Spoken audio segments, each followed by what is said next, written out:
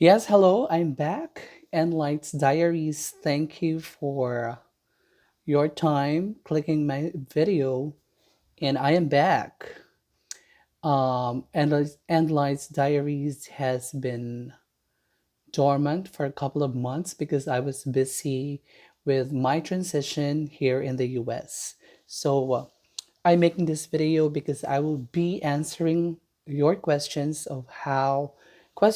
about how I landed a job here in the US, or to answer your questions on the procedure or the steps on how to land a job here in the US through direct employment. Yes, you heard it right. I went through the process of direct hiring. So I didn't have any agency in the Philippines.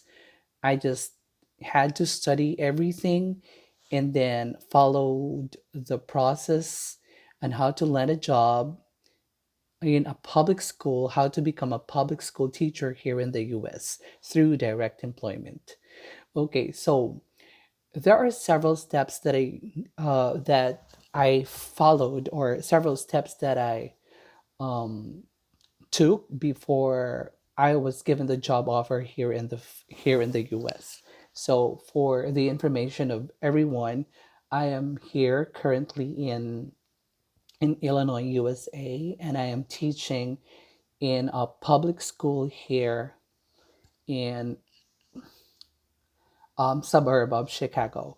So basically what I did is the very first step that you need to do is to have your credential, or your your TOR, or your transcript of record. You need to have it evaluated. So there are other there are various foreign credential companies in the United States, and like um Wes is a company, an evaluation company that's, I don't know, I'm not sure, but I think it's based in Canada. I don't know. But in my case, I only use my evaluation company is spantran.com. So first thing that you should do is to have your transcript evaluated. So you can have your transcripts in college and in your master's evaluated, but in my case, I only had my college transcript. Okay, so how are you going to do that?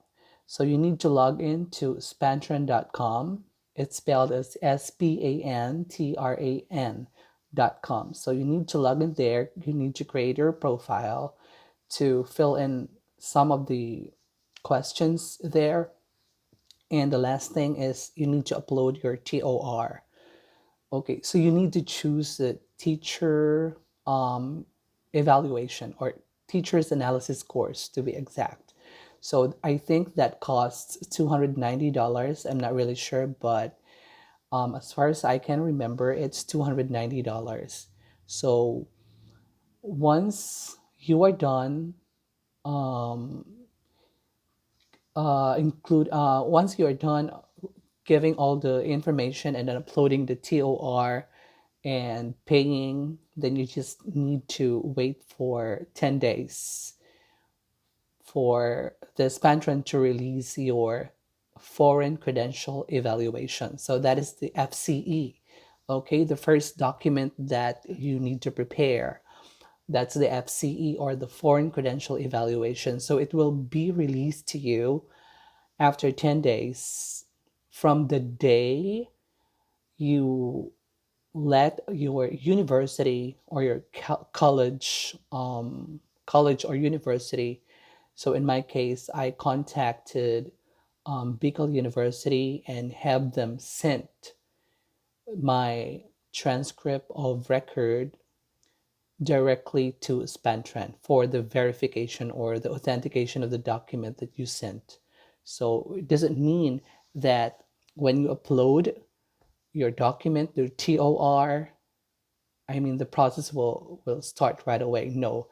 So after paying, you need to contact your university and have them send your TOR, the copy of the TOR, directly to Spantran for the authentication and for the verification.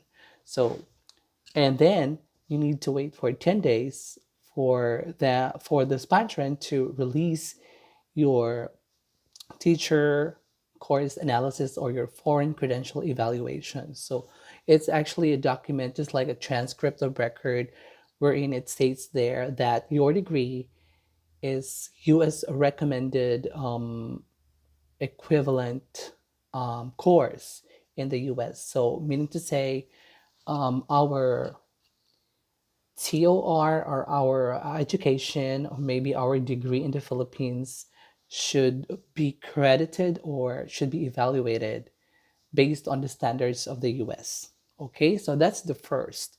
So after you have already the foreign credential evaluation, you have that first document. The second step is that you need to apply already for your license. Okay, so there are many states that offer reciprocity of our teaching licenses in the Philippines. So in my case, I have my licensure, I mean my PRC license in the Philippines. So what I did is I applied for a US license using my PRC ID or my PRC license, my teaching license in the Philippines. So for the information of everyone, there are states that do not offer reciprocity of teaching licenses. When you say reciprocity, it's a conversion actually of our current teaching license from the Philippines or from one country or one state to another state in the US. So that's exactly what I did. So in my case, I applied in ISBE in Illinois State Board of Education. So I created an Alice account. So you need to fill in fill in some information in the Alice account in the ISBE website.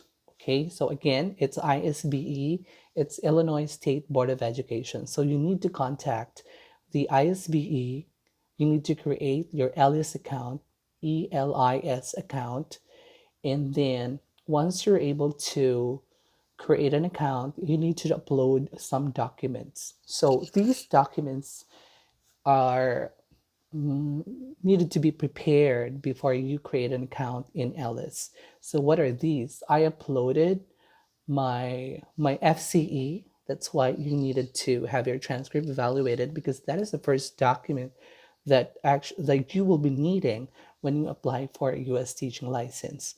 So I uploaded my foreign credential evaluation. So that's it.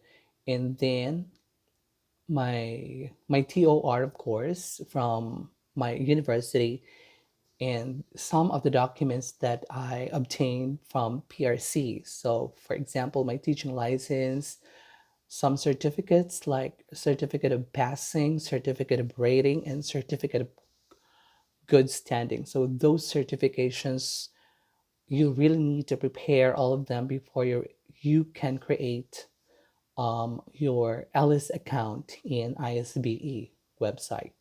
So after that, you need to pay for like $100. I think yes, $100 if I'm not mistaken. So um, after uploading, you need to pay, and then you need to wait for a couple of days, weeks for them to release your license with endorsements. But before I forget, I really think that you need to, I mean, yes, it's very important that you need to contact your evaluation company. So when you have already uploaded all the documents in the website in your Alice account in the ISBE, you need to contact now your evaluation company, which is your Spantran. So you need to contact Spantran and then just I mean, the same thing that you did when you contacted your university to send your TOR directly to the evaluation company. So it's the same thing that you need to do. So you need to contact the Spantran this time for and ask them to submit or to send directly to the ISBE or to the State Board of Education your evaluated transcript, or what you call the FCE, okay, for the authentication. And then you need to wait for several days or weeks for them to evaluate and process everything. So that's it. It's very simple. So once you are already, I mean, you were given already uh, your US teaching license, that is the time now that you can apply for your job. I mean, the job. So I mean, um, in my case, I applied for the job after I was able to obtain my teaching license in the US. So there are some, I mean, some teachers who came here in the US, they landed a job even without teaching license. So when they get to the United States, that's the time they're able to work on their teaching license. So I'm just saying, I'm just sharing to everyone my experience how I got it. Okay, so I after obtaining my credential evaluation, my foreign credential evaluation, and then my US teaching license, I already applied for teaching jobs here in the US. So as as you all know that there is really a shortage of teachers in any parts of the United States. So um, I applied in some websites, teaching job websites. So I chose, I mean, I got a job from Indeed.com. Yes. So Indeed.com. So that's the third step. You need to apply in some job websites. So I was hired through Indeed.com. Yeah. So you need to create your profile there and upload the documents, all your credentials, your documents that you think will be able to help you land a job. So you need to create a profile there, your personal information, your um, employment, your education background, and everything that will help you land a job. So after that, you need to um, have I mean, to attend to some interviews if there are invitations. So I would advise everyone that you need to make sure that you already have the job offer by April or May. Yes, for April or May. So I got a chance to be interviewed around April, I think, first week of April, and I I got a job offer right after I was interviewed. So I had actually the chance to be interviewed by the principal and the assistant principal of the school, and then after passing that first round of interview, I was forwarded to the superintendent and assistant superintendent of the school district. So okay, so it's actually the district, the U.S. district that hires you, and not a school. The school will just recommend you to the district. Okay, so I got a job offer, and then after the job offer, after I received the job offer, I would the next thing that you should do is you should look for your visa sponsor. So there is actually a list of the sponsors. These are designated visa sponsors, designated by the state, by the U.S. government. So these are not scams. So that's the next thing that you should do once you got or you were able to obtain a job offer from the district. So you sign the job offer and make sure it has a signature in it, and then you need to look for the designated sponsor. So in my case, I have. GSE. There are other sponsors like EPI, GSC, have the Spirit, and some of different, some sponsors. But you need to be informed that not all visa sponsors sponsor teachers from all over sponsor teachers who will be working in all those states. So meaning to say each visa sponsor has specific areas or specific states that a can cater teachers. So in my case, GEC has a very broad. They cater most of the states in the US. So good for me. Thank God I landed. I was admitted, and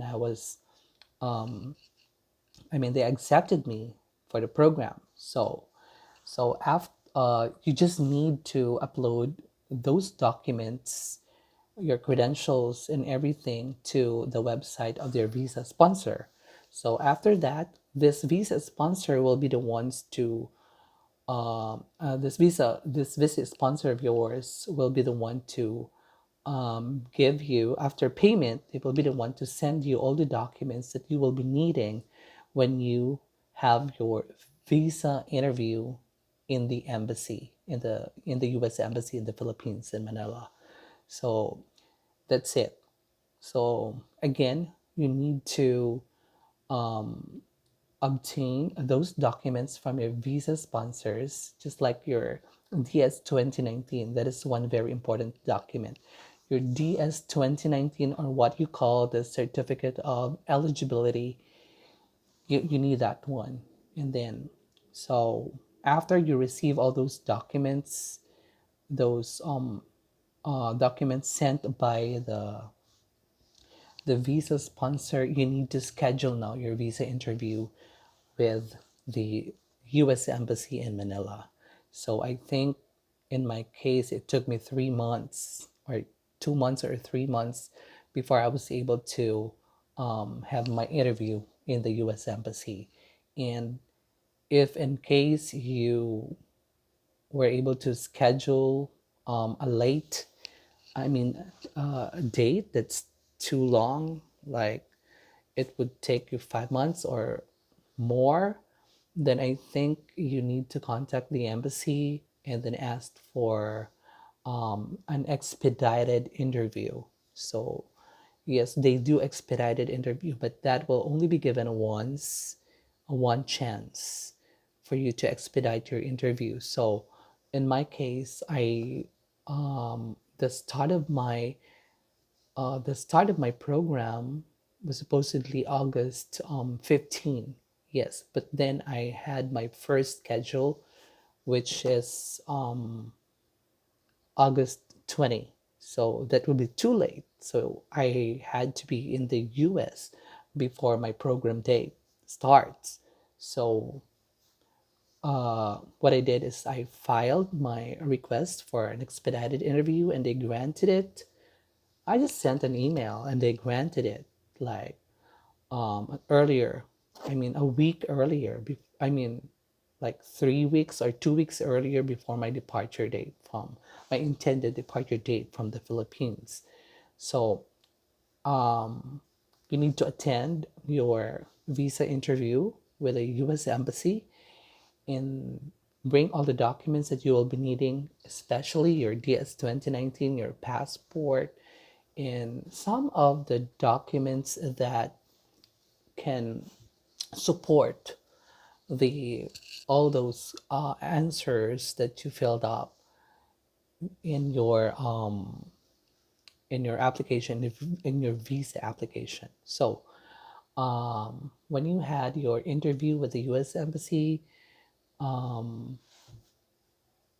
based on my experience, just answered like 5 questions: your salary, what state are you going to, and what's the reason or what's the purpose why you're going to the United States, and how long will you be staying in the US, and when are you coming back to the US, something, those questions I think he will be able to answer all of those questions. So just be calm, and just give your answers directly. Okay. No explanations needed. Just stick to the questions. Okay. So right then and there, they will give you the decision if you are approved or denied. So I got a chance. I was approved on that day. I was so, I mean, it was the most remarkable day I had. And then after that, I went back to my to Legazpi City, to my province, and immediately filed my resignation. Yeah, I needed to file my resignation all at once. It's because, in the Philippines, and when you're trying to obtain for clearance in the division office, and you need to prepare your clearances. So from school clearance, division clearance, and then your national clearance or clearance from the central office signed by the Secretary of the Department of Education. So it would take long, definitely. And then in my case, I had my early retirement because I mean I spent 16 years in DepEd working in the government, so I am entitled for an early retirement. So there are a lot of papers, a lot of documents to prepare, and good thing I have my friends who helped me. Shout out to Fab, to Cot, and then to Dangan for preparing all those documents that I needed to exit DepEd, DepEd in the Philippines. So that's those are the things that happen. And then so after the clearances, by the way, it's everything should be done email from the regional clearance. They will send the clearance to the central office, and then the central office will send a copy of the clearance, or what they call the endorsement, national or central office endorsement, to the CFO. So what is CFO? CFO is Commission on Filipinos Overseas. Okay, so your clearance or your endorsement will reach CFO now, and then the will reach CFO. So the the central office, the DepEd central office will send these documents, scanned documents, to CFO. So you just have to wait for the CFO to give it a schedule. Okay. So for the, you need to contact the CFO for your schedule of the pre-departure orientation seminar. So it's done online. It's just online. It's free. You don't have to pay anything. And then the CFO will just give you the schedule when you need to go to the CFO main office for you to claim your sticker. By the way, your sticker is really very important because this sticker is released by the CFO, the Commission on Filipinos Overseas, because this sticker is it's just a document. It's actually the last document, that the most important document before you're able to leave the U.S., because the immigration officers at the airport, they are checking and they're looking for this CFO sticker that is posted on your passport. So once you get that one, you need to place it in one of the pages of your I think in one specific page one specific page of your passport. So you need to place it there, and then that's it. That's the time you can already book your ticket to the U.S. So in my case, I booked my ticket a day before my departure. Okay, it's like it cost me $2,000 That's so expensive, yeah, really. Because I had to be in the US by, I mean, before August 15. So that was, I booked a ticket. I left the Philippines on August 5 and I arrived at August 6 in Chicago, Illinois. So, and that's it. Those are the, I mean, the steps, the procedure that's based on my experience as as an applicant for a J1. Okay. So if you have questions, that leave just leave all your comments. I mean, just leave your questions on the comment section, and when I have time, I'll hope I'll be able to answer those questions. So yeah, thank you, and have a good day. See you around.